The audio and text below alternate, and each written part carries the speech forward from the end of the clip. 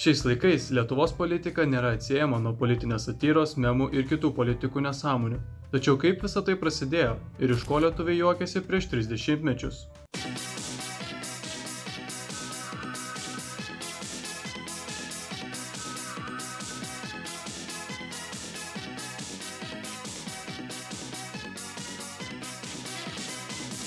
Pradedame nuo pačių šaknų. Tai yra dar pirmaisiais dešimtmečio mėnesiais. Lietuviams belaukiant nepriklausomybės nestigo fantazijos degtis iš byrančios sovietinės sistemos. Ir tai geriausiai atspindi Sąjūdžio mitingų plakatai, kurie tapo tam tikrų pirmtakų nepriklausomos Lietuvos politiniams memams. Vėliau šių žmonių vaikai pradės kurti analogiškus kūrinius kompiuteriuose ir juos viešins nebe gatvėse, o Facebook'e, Reddit'e, TikTok'e ir visur kitur, kur tik pasieks jų rankos ir internetas. 1991 metai Lietuvos visuomeniai buvo sunkus, kadangi kylant iš socialistinių daugiadienių pagirios buvo rimtos, o ir kelias į kapitalizmą nebuvo toks tiesus ir lygus, kaip tikėtasi. Todėl dalyje visuomenės atsirado nusivylimas dalimi radikalių reformų, kurias vykdė Sąjūdis. O kadangi Lietuvos persitvarkymo veidu buvo Vytautas Landsbergis, šiuo metu gimė legendinis folkloras pralenkęs laiką. Dėl visko kaltas Landsbergis, įskaitant šiferį. Ir tai ilgainiui taps sėkmingiausia Lietuvos politinių bairių, naudojami iki šiol, nesvarbu kokioje politinių barikadų pusėje tu bebūtum. Tų pačių metų spalį buvo sumontuota pirma palydovinė sistema, atnešusi Lietuvai pirmą internetą. Tačiau iš pradžių lietuviai to nenaudoja politinių memų sklaidai.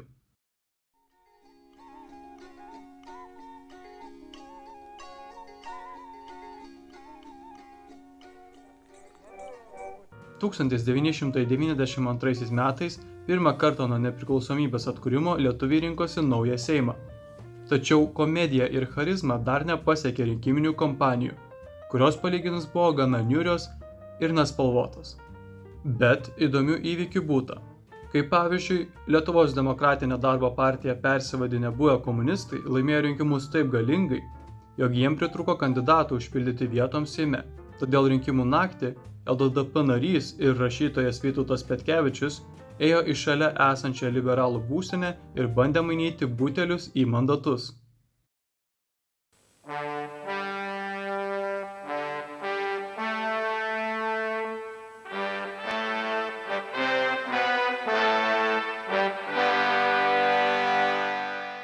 Kaip vertinate tokią asmenybę kaip Antanas Sniečkus? Aišku, tai sunku netgi, kaip tai per trumpą laiką, per tas kelias minutės. 1993 metai Lietuvai atnešė pirmus atkurtos Respublikos prezidentinius rinkimus. Tačiau be kita ko atnešė komunistams dar vieną pergalę, šie rinkimai pasižymėjo ir reklamų vandalizmu. Pagaliau lietuviai grįžo prie savo kūrybinių šaknų, žymekliais bei peiliukais. Taip pat šiuose rinkimuose gimė naujas politinis terminas, tapęs folkloru ir naudojamu iki šiol – vilties prezidentas. 1994 metais kasdieninių situacijų skečų laida Dviračio šou pridėjo naują segmentą – Dviračio žinios. Tai duodama realią pradžią Lietuvos politiniai satyrai. Nuo to laiko patyčios iš politikų nesąmonių tapo mainstreaminiu reiškiniu, nors ir buvo dėti tik pirmi žingsniai. Mūsų žiniomis įvyko slaptas Vytauto Landsbergio ir Aigirdo Brazausko susitikimas, kurio metu opozicijos lyderis paklausė, kaip ponas prezidente jūsų sveikata. Į ką prezidentas atsakė, nesulauksi, Vytautai, nesulauksi.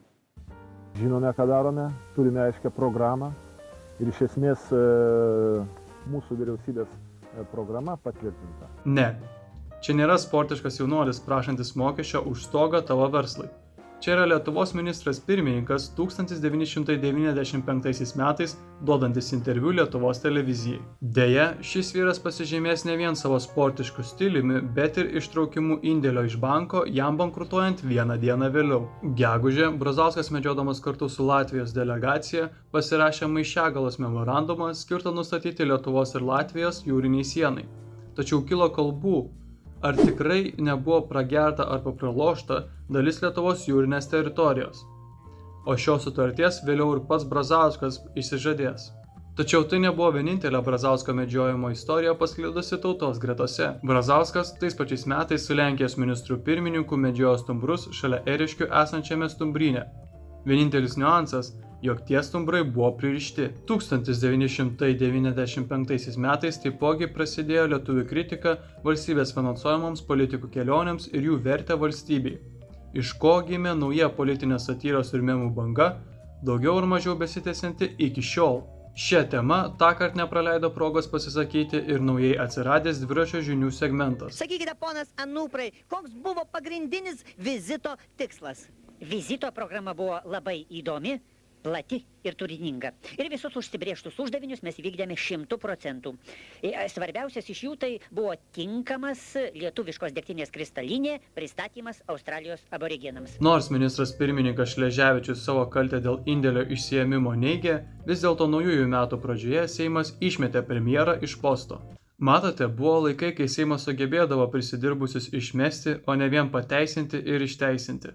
Šiais metais Lietuvą toliau krėtė bankų griuvimai. Todėl memais tapo šią temą skelbiami valdžios pranešimai. Tokie kaip pavyzdžiui, visi 3 Lietuvos valstybiniai bankai yra nemokus, tačiau tai dar nereiškia, kad jiems gresia pavojus. Taip pat 1996 metais lietuviai ir toliau nepaleido Petkevičiaus alkoholizmo memo, jis ir toliau buvo naudojamas dviračio žiniose. Seimo nacionalinio saugumo komiteto nariai pareiškė nepasitikėjimą šio komiteto pirmininku Vytautu Petkevičiumi. Matyt, atstatydins. Atstatydins tai atstatydins. Ale nors pagėrė žmogus. O dabar ir vėl proga.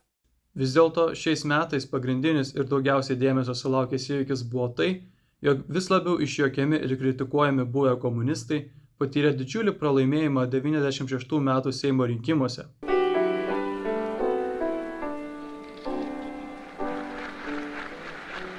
Tačiau tai, be naujos konservatorių valdžios, taip pat įnešė daugiau spalvų ir prašmatnesnių šūkių į politikų reklamas. Tai palieto klojant kelią politikų reklamoms, kurias taip žiūrime ir mylime dabar.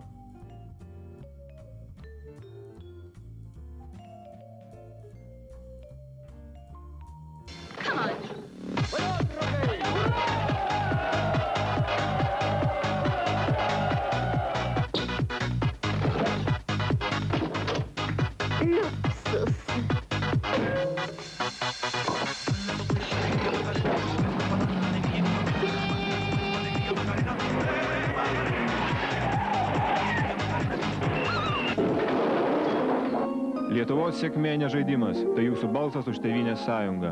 1997 metais lietuvių dėmesį sukaustė metų gale vykstantis prezidento rinkimai, kuriuose tuometinis prezidentas Algirdas Brazauskas pareiškė nedalyvausiantis, teigdamas, jog Lietuva turėtų sekti kitų šalių pavyzdžių, kur neliko sovietinę praeitį menančių lyderių. Po šių žodžių jis tikrai negrįž kaip ministras pirmininkas po kelerių metų.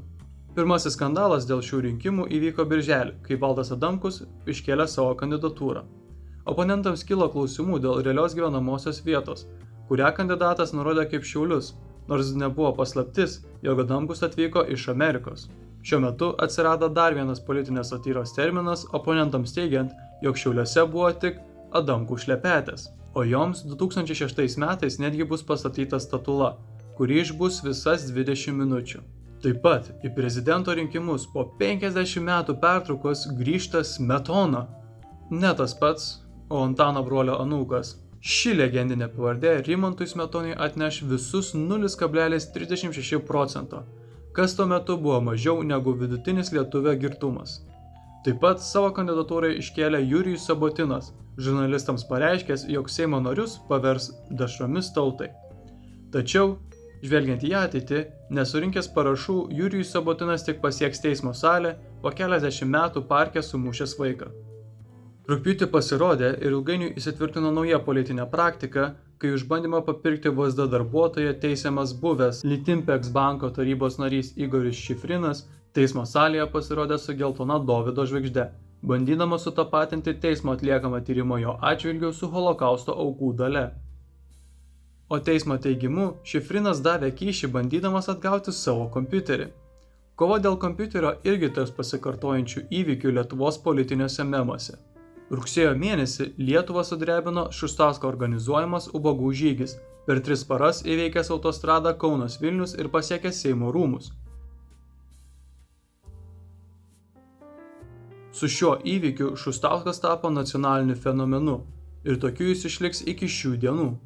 Artėjant kalėdoms, tautos gelbėtojų rinkiminės kampanijas įsibėgėjo, o didesni nei anksčiau finansai ir su dabartimi palyginus menkos politinių reklamų reguliacijos nulėmė daug spalvingesnę ir prašmatnesnę politinę kampaniją.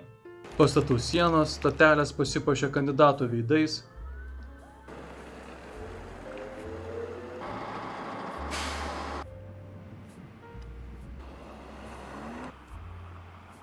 Televizoriuje Landsbergis ištraukė dainą Kas nori iš tos laimės ir iš tos garbės, jei aš vienas džiaugsiuos, o 100 liūdės. Lietuviai Vilniuje išreiškė savo rašymo ir plėšimo gebėjimus ant Artūro Paulausko plakatų.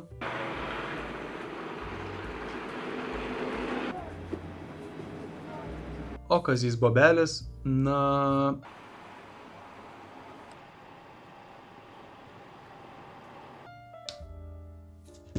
buvo toks Kazys Bobelis. Naujieji 1998 metai prasidėjo nuo konspiracijos teorijų, kadangi antrame ture prezidento rinkimuose Valdas Adamkus laimėjo vos 0,74% persvarą, nors pirmame ture jis atsiliko Artūrui Paulauskui net 17 procentinių punktų. Su šiuo įvykiu į Lietuvos politinę satyrą ir memus įsiliejo dar vienas ingredientas – tai yra konspiracijos teorijos. O Artūras Paulauskas šios konspiracijos teorijos nepaleis iki šių dienų, vis tvirtindamas, jog rinkimai buvo nesąžiningi. 97 metų rudenį apkaltintas kyšininkavimu, šių 1998 metų pradžioje Seimo narys Audrius Butkevičius sėdo į kalėjimą ir jis tapo pirmuoju Seimo nariu atliekančiu tautos atstovo funkciją už grotų. O kadangi po metų vykusioje apkaltoje jo mandatas nebuvo panaikintas, jis išliko Seimo nariu iki pat bausmės atlikimo pabaigos 2000-aisiais ir netgi spėjo fiziškai grįžti į Seimą. Ko jums trūksta kalėjime? Laisvės. Kovo mėnesį lietuviai pradėjo gyventi Andrikienės laiku, kai tuometinė Europos reikalų ministrė Andrikienė pasuko laikrodį 1 valandą atgal, taip sutapatindama Lietuvos laiką su didžiąja Europos dalimi. Tačiau šis sprendimas nebuvo suderintas su kitomis Baltijos valstybėmis, o tai reiškia, jog keliaujant į Latviją, žmonėms tekdavo sukti laikrodį 1 valandą į priekį, o ir vasarą 10 valandą vakaro jau būdavo sutemę, o 2 valandą ryto jau vėl šviesdavo saulė. Ir nors šis laikas gana greitai buvo panaikintas, ilgainiui vis tiek išliko nauji posakiai, tokie kaip pavyzdžiui, sugedęs laikrodis rodo Andrikienės laiką. Arba, jeigu žmogus vėluoja, jis nevėluoja, o tiesiog gyvena Andrikienės laiku. Balandį Šustauskas toliau populiarino savo vardą, šturmuodamas Kauno miesto savivaldybę ir reikalaudamas politikų atsistatydinimo dėl sukeltų mokesčių telefono skambučiams. O gegužę tautos nepriimtas į prezidentūrą Artūras Paulauskas susirado naują darbą, pareiškęs, kad gins Šustauską teisme byloje dėl šaunamojo ginklo be leidimo nešiojimo. Rugsėjį partijos Jaunoji Lietuva lyderiui Buškevičiui sukako 40 metų, kas išryškino didėjančią Lietuvos senėjimo problemą. O bendrai 1998 metai politinėje satyroje ypač pasižymėjo juokimosi iš ir mėgdžiavimo valstybės vadovų tarmių, kadangi vyriausybė buvo valdoma Žemaitės Gedimino Vagnoriaus, o prezidentas Valdas Adamkus buvo Amerikos lietuvis, kaip ir daugelis jo patarėjų. Na va, nepraėjo nei 8 metai ir lietuviai vėl prarado savo valstybės kontrolę. Tik šį kartą ne rusam, o žemaičiams ir amerikiečiams. Paskutinius 10-mečio metus atidarė prie Vienos pokelio surengta Šustausko alternatyva – Ubagų balius.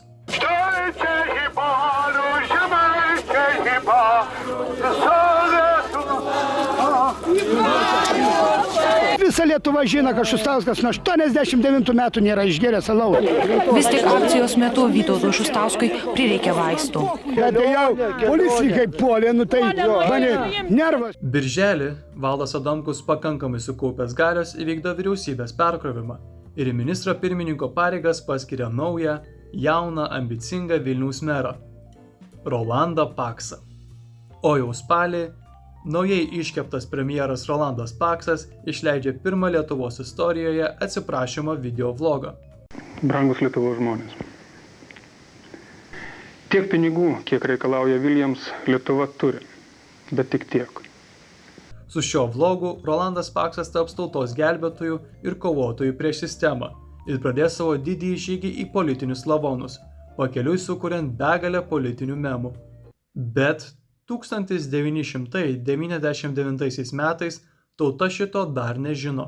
Taigi, per pirmąjį atkurtos nepriklausomybės dešimtmetį Lietuva ne tik atkūrė demokratiją, bet ir padėjo pamatus politiniai satyrai bei memams. Ir nors daugelis šių įvykių šiais laikais atrodo gana įprasti, tačiau anądien tai buvo pirmi kartai jaunai demokratijai. Ties tūkstantmečio pabaiga jau buvo aišku, jog atsiradę nauji informacijos sklaidos ir kritikos formatai tik plėsis ir klestės ateinančiame naujame dešimtmetyje. Važiuoja prie žvaigždžių kilimo. Vokalinis duetas iš Vilniaus. Ir kviečiame abu į sceną.